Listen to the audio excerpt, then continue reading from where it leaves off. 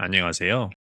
제가 사는 곳에서는 오늘 첫눈이 내렸어요. 캐나다는 보통 밴쿠버를 빼고는 눈이 굉장히 자주 오고 많이 오는 곳인데, 제가 듣기로는 캐나다 역사상 올해가 가장 오랜 기간 동안 눈이 오지 않았던 해라고 하더라고요. 보통 제 경험상 가장 늦게까지 눈이 오면은 5월 말 정도까지도 오고, 빨리 눈이 내리면 9월 중순 되기 직전에 눈이 오고 했었는데, 올해 제 기억으로는 3월쯤이 마지막 눈이었던 것 같고, 그때부터 지금까지 눈이 오질 않았으니까, 어, 굉장히 오랫동안 눈이 안 온 건 맞는 것 같습니다. 한편 다르게 생각을 해보면, 원래 눈이 많이 오고 추웠어야 되는 지방에서 이렇게 꽤 오랜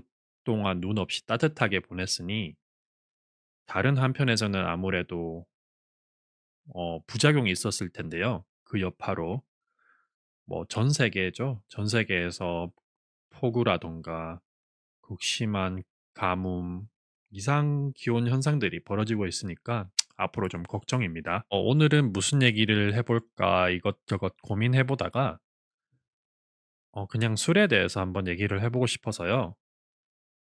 제가 일단 술을 좀 즐기는 편이기도 하고, 또 다 그렇진 않겠지만, 또 한국인들이 또 술을 마시는 걸 좋아하지 않습니까?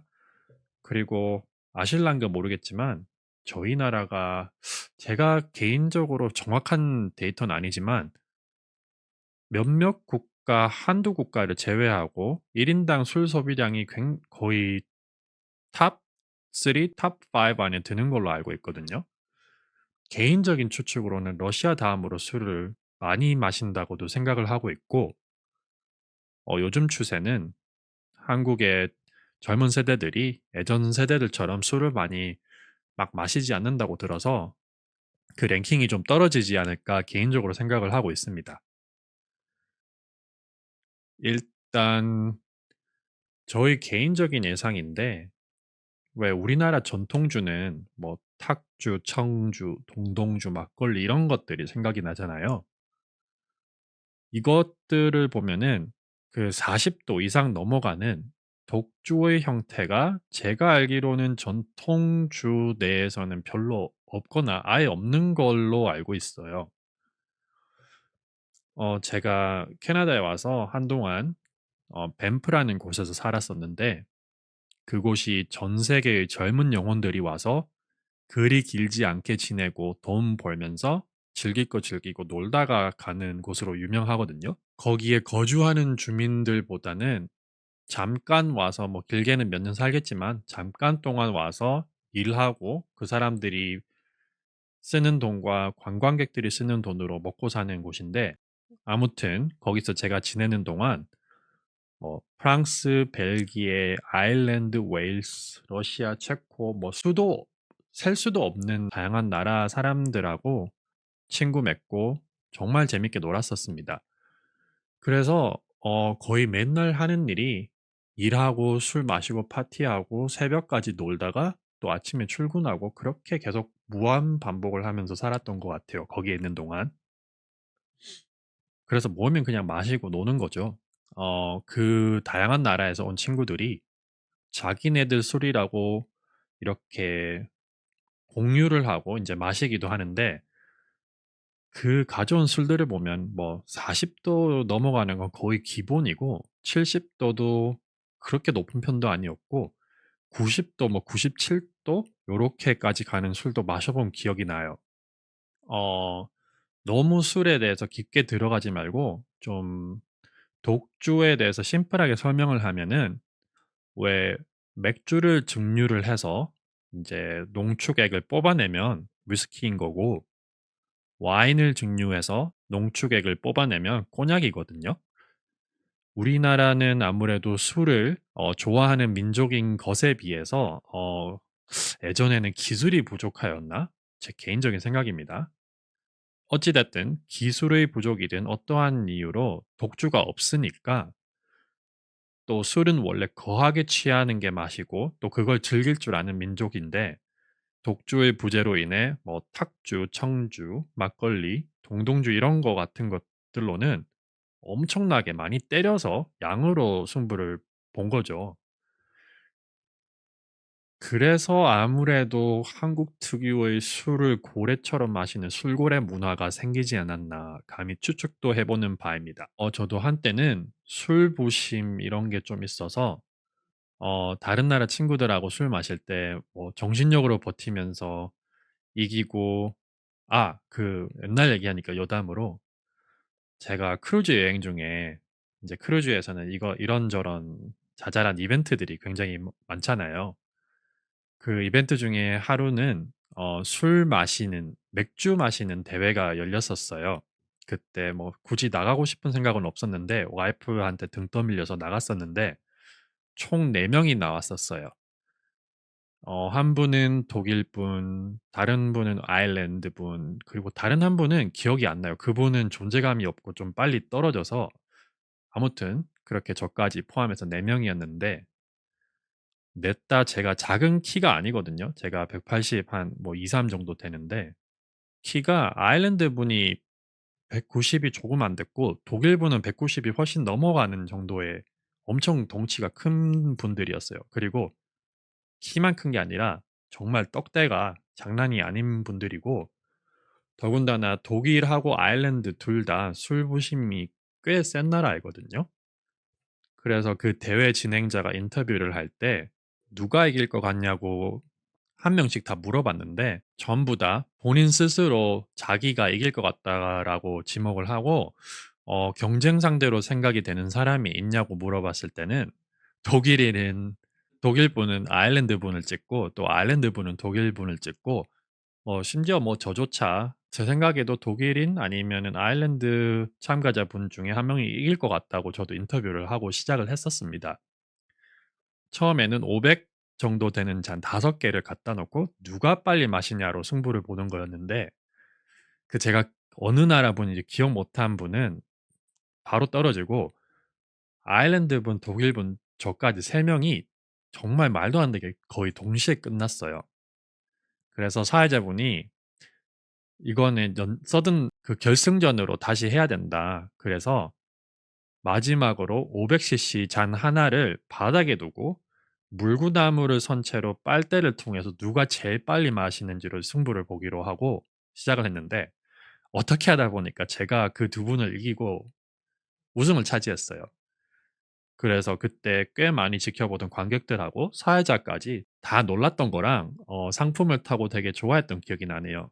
그 상품도 상품이지만 그때 그날 제가 우승해서 어 모든 술이 공짜였는데 끝나고 너무 빨리 마셨다 보니까 취기가 나중에 올라와서 실제로 많이 즐기지 못했어요.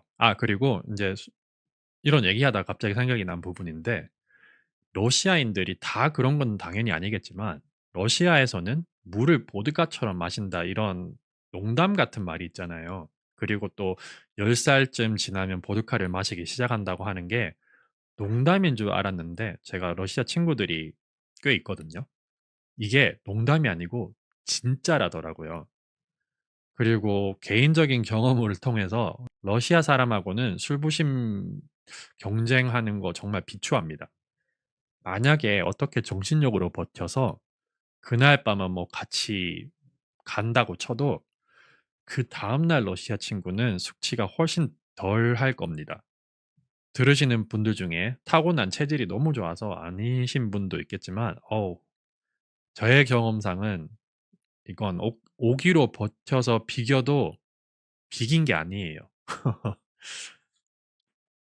어쨌든 아기가 막 삼천포로 빠졌는데 지금에야 세계화가 많이 돼서 뭐 술 가게 문화 뭐 판매 문화가 인제 외국과 거의 다른 점이 없지만 예전에 우리나라에서는 워낙 예전부터 병 단위로 먹는 게 자연스러운 뭐 따지고 보면 문화이다 보니까 굉장히 초반에 뭐 예전에는 해외로 출국할 때도 나라에서 뭐 허가를 받고 이런 시절이 있었잖아요. 그때 시절을 막 지난 그 시점에서는 위스키나 꼬냑 이런 것들도 병으로 많이 마시고 애초에 판매를 병으로만 하고 뭐 지금처럼 흔하게 외국이나 한국에서처럼 잔으로 파는 개념이 거의 없었다고 하더라고요. 그러다가 이제 시간이 지나가면서 외국 스타일 바와 펍이 아마 80 년대 후반 기준으로 들어오면서 잔으로 파는 것들이 생겨나기 시작했다고 하더라고요. 여튼 되게 오래전 조상님들로부터 이어져 오던 관습이 80 년대에 막 뉴스를 보면 양주, 소주, 맥주, 막걸리 뭐 이런 것들을 대접이나 양동이에 다 때려 부어서 막 마시다가 대학교에서 이제 갓 성인 된 새파란 청춘이 목숨을 잃기도 하는 뉴스가 나오던 시절이 있었잖아요. 이게 생각을 해 보면 실제로 양주 원산 국가들에서는 아무도 저렇게 안 마시는데 꽤 큰 잔에다가 뭐 온더락이라 해서 얼음에 녹이면서 먹거나 스트레이트라고 해도 큰 잔에 굉장히 조금 따라서 손으로 데피면서 마시거나 이런 식으로 뭐 천천히 분위기와 함께 녹아드는 술 문화가 있는데 아마 원래 없던 독주인 양주들이 한국에 넘어오면서 한국의 원래 술을 마시던 습관하고 결합이 돼서 과도기에 벌어진 안타까운 현상이 아니었나 생각이 드네요. 뭐 워낙 많은 양을 마시는 풍습, 습관이 예전부터 쭉 오랫동안 내려오다 보니까 아무래도 그게 '음주에 좀 관대한 문화가 자리 잡을 수 있지 않았나.'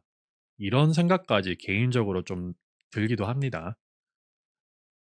좋은 방향인 건 요즘 세대들은 뭐 정보도 많이 흡수하고 똑똑해서 예전 사람들이 마시던 방식 예전 사람들이 "부어라 마셔라." 하던 방식을 따라하지도 않고 술을 권하거나 강요하는 그런 사회도 근절되고 깔끔하게 마신다고 하니까 그건 정말 좋은 변화인 것 같아요. 오래전도 아니죠. 뭐 한 10년 전만 해도 회식 이런 회식이나 이런 자리에서 뭐 "금주 중이라서 안 마신다. 내일 무슨 일이 있어서 못 마신다. 원래 술을 못 마신다." 이런 건 씨알도 안 먹히고 심지어 뭐 사람들이 굳이 그런 말을 하지도 않고 그냥 받아들였죠. 상사가 주는 술이면 그냥 마셨죠. 하지만 지금은 당연하게 이제 어 무슨 이유가 있다 말을 하고 권하는 사람도 그걸 듣고 나면 더 권하지 않는 아주 건전한 문화가 형성이 되었다고 생각합니다. 술 이야기를 하다 보니까 여기에서 처음에 대학교 들어가서 제가 호텔 경영학과를 들어갔다 보니까 그 수업 중에 와인 앤 스피릿 이래 가지고 그 술을 마시면서 술에 대해서 뭐 공부를 하고 이제 학점을 받는 그런 과목이 있었는데 지금도 기억이 나네요. 제가 정말 촌놈이었고 뭐 그때 당시에는 서울 사람 빼고는 잘 몰랐다고 생각이 들지만 저는 술을 꽤 마시는 축이었는데도 술에 대해서는 정말 무지했어요. 저는 소주와 맥주가 이 세상에서 아는 모든 종류의 술이었고 그래서 인제 수업을 딱 듣는데 뭐 당연히 영어도 부족했기 때문에 수업을 따라가기도 언어의 장벽 때문에 이미 벅찬데 거기서 나오는 술 종류들이 뭐 브랜디니 위스키니 꼬냑이니 위스키 정도는 최소한 용어라도 들어봤지만 뭐 코냑 그리고 브랜디, 럼, 진 이런 거는 애초에 완전 처음 들어보는 개념이었고 거기서 더 심한 거는 외국에서는 뭐 칵테일 문화도 발달이 돼 있었으니까 칵테일 이름부터 해서 이게 다 나오는데 너무 신기한 건 뭐 거기 과를 지원한 애들이니까 당연히 친숙했겠죠. 모두가 다 알고 있는 거예요. 그리고 약간 여담으로 얘기를 하자면 제가 대학을 갔었던 해에는 과를 제가 호텔 경영학과로 골라서 그랬는지 모르겠지만 외국인이 없었어요. 한 반에 외국인 포함해서 한 두세 명 요 정도가 다였고, 그리고 수업 중에 뭐 모르는 술 종류들 얘기를 하고 모르는 칵테일의 네임을 이름을 얘기를 하면서 여기에 대해서 이제 어떤 맛이 나고 품평을 하고 무슨 베이스고 무슨 베이스고 이런 얘기들을 하는데, 기본 지식이 아무것도 없는 데다가 또 맛을 이제 설명하는 과정에서 뭐 "이건 리코리시 맛이 난다." 뭐 이런 식으로 얘기를 하는데, 리코리시 이게 뭔지도 모르겠고, 저는 사실 저는 사실 지금도 리코리시가 한국어로 무슨 말인지 모르겠는데 잠시 검색을 해 볼게요. 리코리시 이게 한국어로 감초라고 하네요.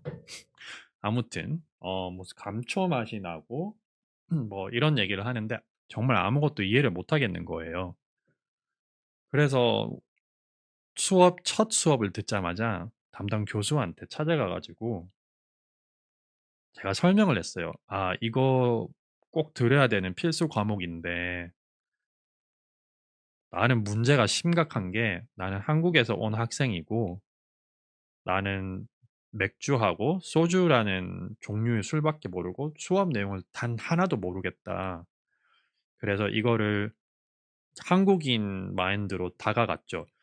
무슨 테이블이나 차트식으로 달달 암기를 해서 제가 그래도 수업은 통과를 해야 되니까 "자료를 구할 수 있는 데가 어디 없을까?" 하고 물어봤는데, 그때 담당 교수분이 마침 한국에 가 보셨던 분이었어요. 제가 그때 있었던 2008 년도 이쯤에는 한국에서 왔다면 진짜 농담이 아니고 얼마 안 된 것 같은데, 2000년 후니까. 그래도 한국이 어딘지 물어보는 사람도 꽤 많았고, 삼성, LG 지금이야 다 한국 건 줄 알지만 모두가 다 일본 거라고 얘기를 했던 시절이었거든요. 그나마 다행인 게 그 교수가 서울에서 자기가 한 1년 정도 지냈었다면서 나의 고충을 정확하게 이해를 한다고 얘기를 해 주시면서 "근데 내가 원하는 형태의 정보는 없다. 그리고 이 수업을 통과를 하려면 굉장히 쉬우면서 방법은 하나밖에 없다. 다 마셔 봐야지, 마셔 보고 경험을 해야지 알 수 있다." 그렇게 얘기를 하더라고요. 그래서 나는 이걸 다 마실 수가 있는 재정 상태가 아닌데, 그때는 돈 없는 학생이니까 당연히. 그래서 교수님이 리스트를 최소화해서 주셨어요 그때. 그래도 이 정도 이 브랜드 그러니까 이 종류의 술들은 이 브랜드를 통해서 먹으면은 이 수업을 통과하는 데는 지장이 없을 거다. 그리고 자기가 집에서 인제 오픈해 놓은 병들 많이 안 남은 것들이 있으니까 그걸 주고, 거기서 자기가 준 것 외에 리스트에 있는 것들은 그래도 가격이 싸니까 어떻게 구해서 이 수업을 통과할 수 있도록 해라." 이렇게 알려주셔 가지고 어 결국에는 다 하나씩 하나씩 마셔서 이제 수업을 나중에는 끝에는 즐기면서 꽤 좋은 학점으로 통과를 했습니다. 그리고 거기에 인연이 돼서 제가 졸업하고 첫 직장이 술집 바텐더로 일을 했어요. 참 웃기죠. 아무것도 모르는 거의 무에 가까운 상태에서 나중에는 바텐더로 일을 한다는 게 참 사람 앞길은 정말 모르는 것 같습니다. 어찌 됐든 얘기가 갑자기 정말 너무 막 두서없이 나가는데, 정리를 하자면은 저는 지금도 술을 즐기고 주일에 뭐 한두 번 정도는 마시는 편이에요. 그리고 좋아하는 친구들과 좋은 분위기가 형성이 될 때는 좀 과음의 기준은 뭐 개개인마다 다르겠지만 어느 정도 좀 많이 마시는 편입니다. 하지만 제가 20대 초반처럼 마구잡이로 술 부심을 부리면서 마시고 있진 않고 있고요.